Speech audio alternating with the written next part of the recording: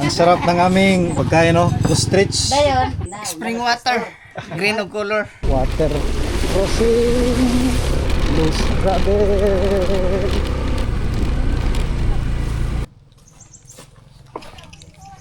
Yan ang mga kabataan, no? Mga very good.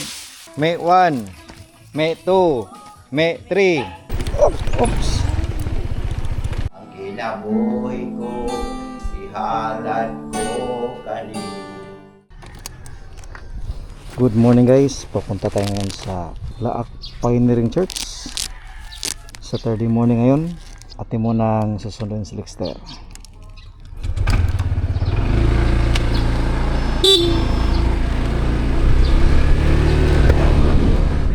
Gusto ng masa. Ista pala dito. Good morning. Morning. Ista mo rin senyo day. Hey, good morning. Dito ra sa Laak. Dito na lang, tingon. Ah, dahan nagbalon. Bunyag o birthday sa akong apo. Giisa na lang. Ah, lulo na rin ka? Yes. Lulo na pala ito si Lexter, ah. Ah. Maliwalas ang panahon guys dito sa Cabaywa, Asuncion, Davao del Norte. Madali lang panahon, lulo na pala si Lexter. Ako rin, lulo na rin. Sa mga second degree na mga pamangkin, malapad talaga ang palayan dito sa Asuncion guys. Marami ring mga niyog at syempre preskong presko ang hangin dito sa probinsya. Maganda mag-rides kayo dahil walang ulan na nagbabadya. Maliwalas ang panahon at tingnan nyo naman ang mga tao dito. Wala gaanong katao-tao dahil Saturday ngayon, ang iba ay nagre-relax, pumupunta sa kanilang mga bukirin. Ito talaga ang buhay probinsya, mapayapa, wala gaanong stress. Dahil ang makita mo ay mga lunti ang palayan, mga punong kahoy at marinig mo ang mga huni ng mga ibon. Patungo na tayo ngayon sa Sagayin, Davao del Norte. Dito rin ay maraming mga saging at palayan. Oops, may aso pa na tumawid. Nandito na tayo sa Laak guys. Ito na daan patungong Sibulida. Maraming mga kurbada dito na daan. Maka-banking tayo ng konti dito para iwas antok kapag tayo ay nagra-rides patungo sa Laak. Ang kagandahan ng mga kalsada dito sa Laak guys ay konkreto na. Dito, espalto. Smooth ang ating takbo. Dito ng banda guys ay landslide prone area at sharp curve rin. Kailangan magdahan-dahan dito para iwas disgrasya. Tingnan nyo naman, oh. Very sharp curve. Katapos ng sharp curve na ito ay paahon naman. Malapit na tayo sa sentro ng Laak, Davao de Oro. Overtake muna tayo dito sa truck. Ito pala ang kanilang center island na wala pang mga halaman at tinanim. Tingnan nyo naman guys, ang ganda ng view. Malapad na bukirin. Malapad din ang daan dito sa sentro ng Laak, Davao de Oro. Tingnan nyo naman, ilang lane ito. Pinalapad nila talaga at ang kanilang munisipyo sa right side na may Disneyland pa na concept. Ito ang sentro ng Laak. Overtake muna tayo sa mga riders dito guys na walang helmet dahil walang LTO dito dahil remote area na ito. Overtake muna tayo sa minivan dito sa konting rough road na landslide. Dito rin na portion may mga daan na nasisira dahil yan sa mga landslides. Tingnan nyo naman ang lupa dito, pulang-pula. Nandito na tayo sa tulay ng Milali. At syempre, ang Milali ay maraming mga kalapate sa front ng kanilang barangay hall. Ang sarap ng aming pagkain, no? Ostrich. Dayon. Kisa may kauban niyo dito. At may snow. Pananghalian namin yan. Paminaw na ako. Ano ba yan? Kay May sprite pa. manira ko kanina. Spring water. Green of color. Patungo na tayo sa Pioneering Church guys.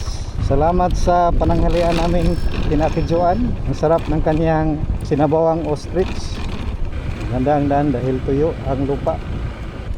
Maraming palkata dito guys, oh. Kamusta kaya ang ilog? Okay. Maganda. Hire natin ang ating paa para hindi mabasa. Water crossing. Yan. Ang daming kalkata din. Tapos grabe. Luz, grabe.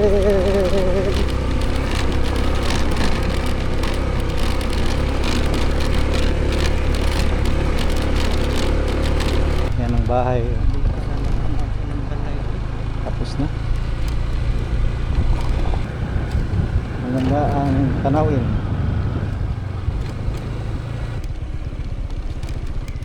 Dik dik dik dik.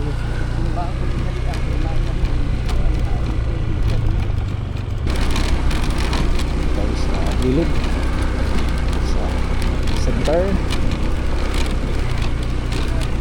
Yan, gilid.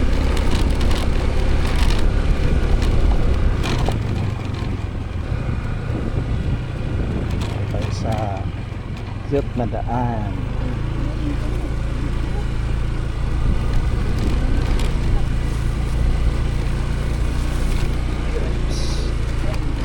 Yan. Daming mga damit. Okay. Nakarating na tayo. Oh, two-story building pala yan. Tingnan natin dun sa may gilid ng church.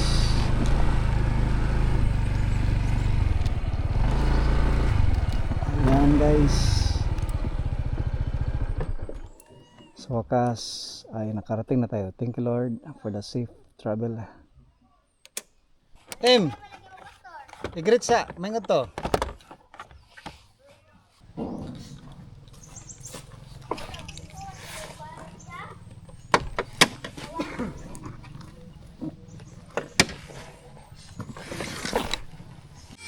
Ayan ang mga kabataan, no?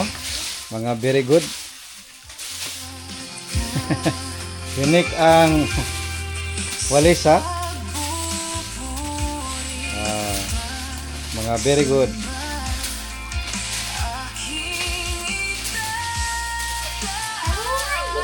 Oh, very good, very good.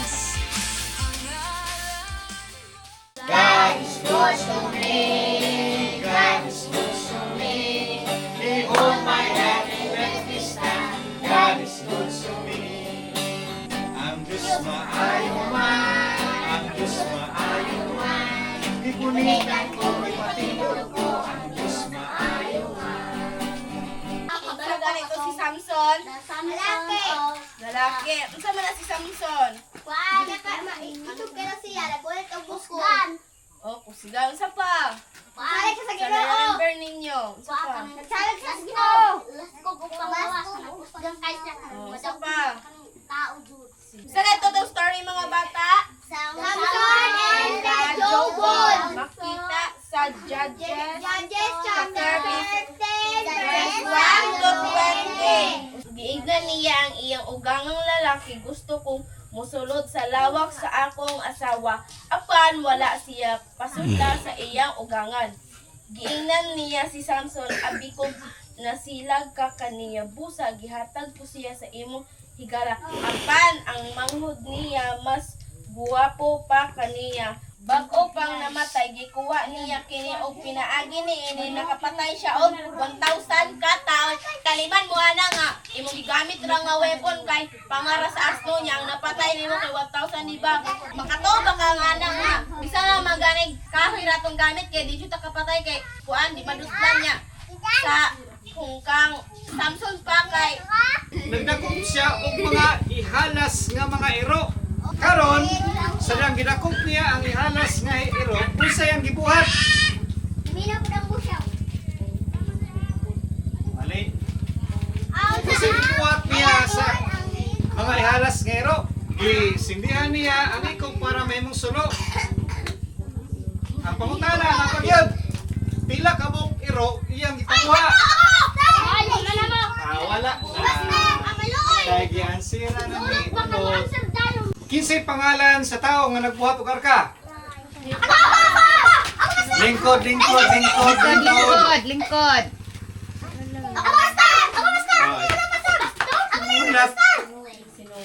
Ay, mo lang. Sige, mo Niya ra. Ay, lingkod. Di katawan ko. Lingkod ba, Lingkod lingkod? ka. Oh, niya ra, niya ra. Ulat. Ako basta. Dali dong. Kinsa pangalan? Noe. Oh, kinsa pangalan dong? Noe. Pasaki ako. Diyos, mahigog mahon sa tanan. Nagpus kang dayguno, simbaon o halaran. Ang tanan kong gugma, igatugyan ko kanimo. Ang kinabuhi ko, O Diyos, kanimo lamang. Pagkalindot na mo dahil sa ngalan mo, Kristo. Walay kahalong kabalaan. Bisan wala to ang problema. Basta ikaw. Basta ikaw, basta ikaw, Ginoo.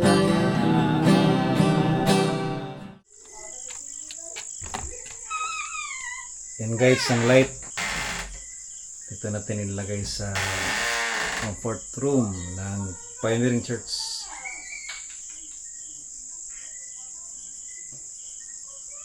Maganda na. Kapag mag-CR tayo dito, hindi na madilim. Hindi na magdala ng flashlight. Dito rin sa kabila. Sa ladies. Ayan. White ang ating pinili na kulay. Pwede rin yan na mag-color yellow. Dito sa ladies CR. Dito kasi tayo nagdidevotion paggabi. Kaya kailangan natin ng solar dito. Good morning! Sunday morning ngayon at araw ng pagsamba. Tingnan nyo naman ang tirik ng araw. Mag-hi kayo. Me! Good morning, Me! Me! Me 1! Me 2! Me 3!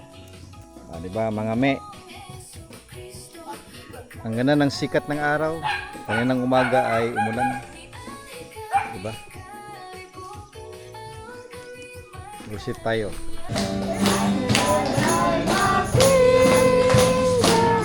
I'm serving the Lord.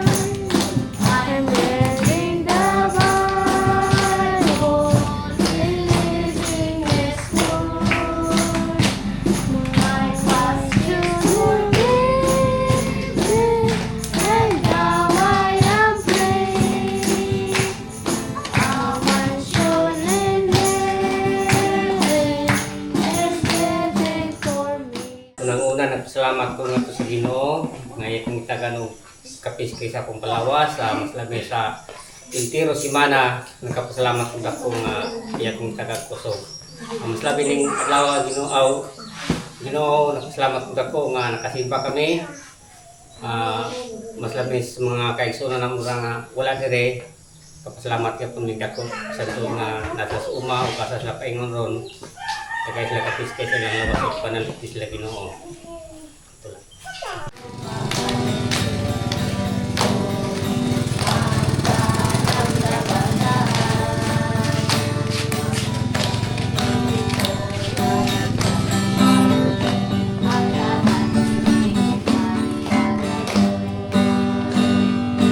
Unsa gani ato ang verse? Psalms chapter 31 verse 24. So be strong and courageous all you who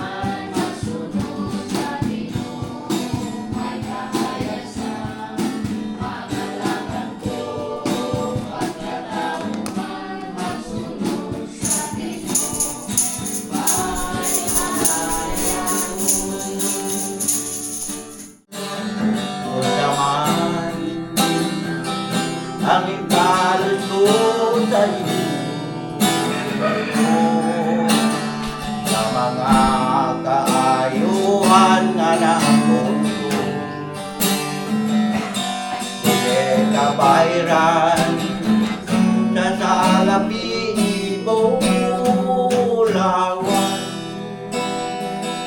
Kinabuhi ko, ihalad ko kanino. Inig kabayran sa salapi ibulawan. Ang kinabuhi ko, ihalad ko kanino.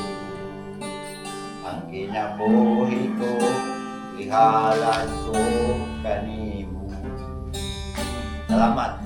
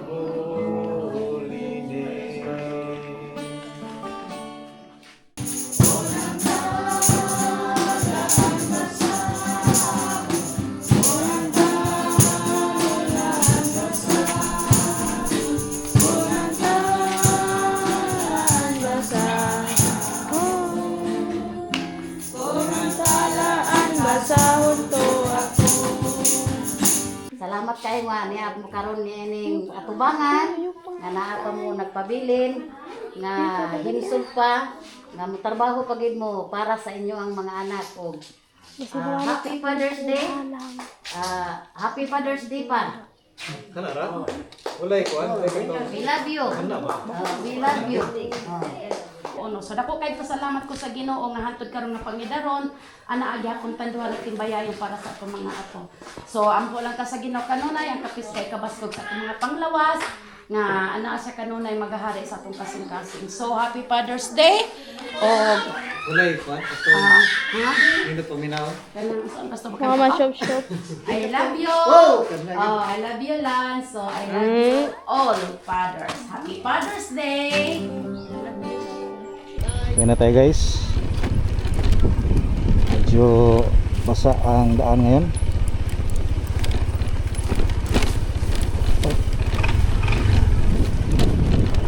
Kailangan magdandahan dahil maputik. O diba? Saan tayo? Dito tayo sa gitna.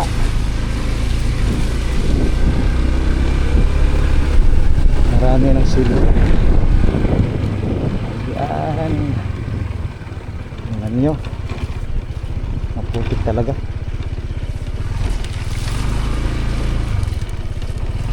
Kamusta kaya dito sa mahirap na daan? Survey muna natin.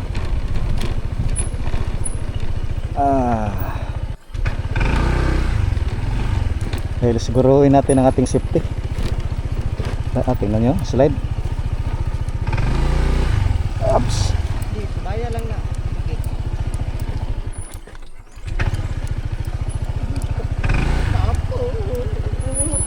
Madulas guys.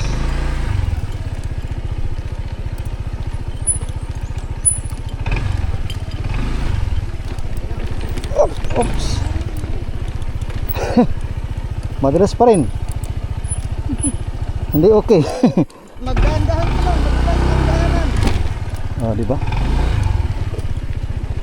Hindi yan okay dahil malaking motor. Kailangan ng surbulin natin kasi madulas talaga. Kahit ang mga bato ay madulas. Ups. Bakit madulas? Dahil ang gulong ay kumakain ng putik.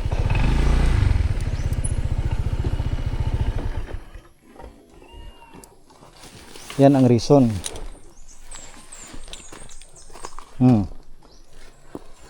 Yan ang rason kaya madalas kumakain na siya ng putik. Wala nang traction. Kumakain kasi siya ng putik. Hindi na kumakapit ng kanyang gulong. Ang ganda ng view guys, oh. Daming mga road tree sa baba. What a nice view sa personal. Ganda dyan sa kaliwa, may lagay ng malaking tent. May pasalubong. Ganda dahil hindi siya pinaunan niya tayo. Hapon, mabuti at hindi siya sumalubong dahil mahirap ang daan. Basta kaya ang ilog.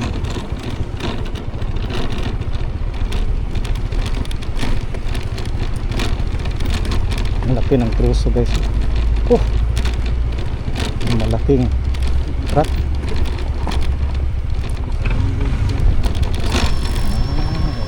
Truso pala.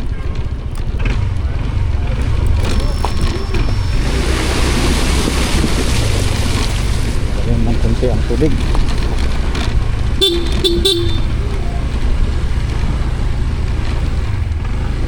Tandaan lang. Whoops. Daming mga palkata. Yun ang laki ng truso.